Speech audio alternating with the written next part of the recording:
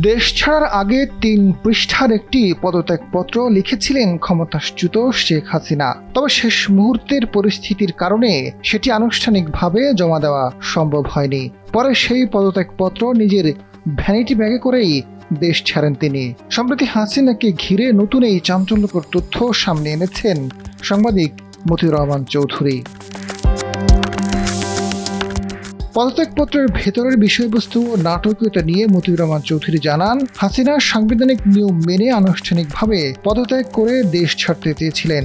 তিনি দেশের রাজনৈতিক পরিস্থিতি, আন্দোলনের প্রেক্ষাপট, সরকারের বিভিন্ন উন্নয়ন কর্মকাণ্ড এবং পদত্যাগের কারণ তুলে ধরে ৩ পৃষ্ঠার একটি বিস্তারিত চিঠি লিখেছিলেন। চিঠিটি আনুষ্ঠানিকভাবে টাইপিং করার দায়িত্ব ছিল বাংলাদেশ টেলিভিশনের এক কর্মীর উপর। এদিকে গণভবনের বাইরে দ্রুত পরিবর্তিত পরিস্থিতির কারণে সেটি চূড়ান্তভাবে টাইপ করার মতো পর্যাপ্ত সময় পাওয়া যায়নি, ফলে হস্তলিখিত বা খসড়া অবস্থাতেই পদত্যাগপত্রটি থেকে যায়।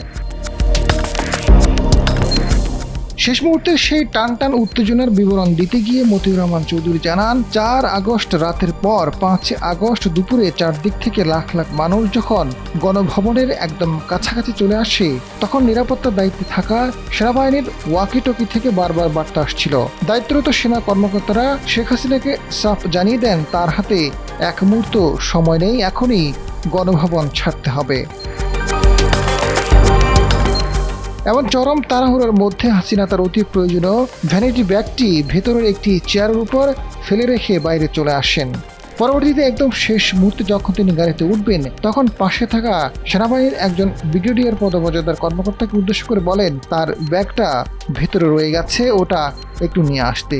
এরপর সেই সেনা কর্মকর্তা ব্যাগটি নিয়ে এলে তিনি গাড়িতে ওঠেন এবং সেই ব্যাগের ভেতরেই ছিল বহুল আলোচিত সেই ৩ পৃষ্ঠার পদত্যাগপত্র।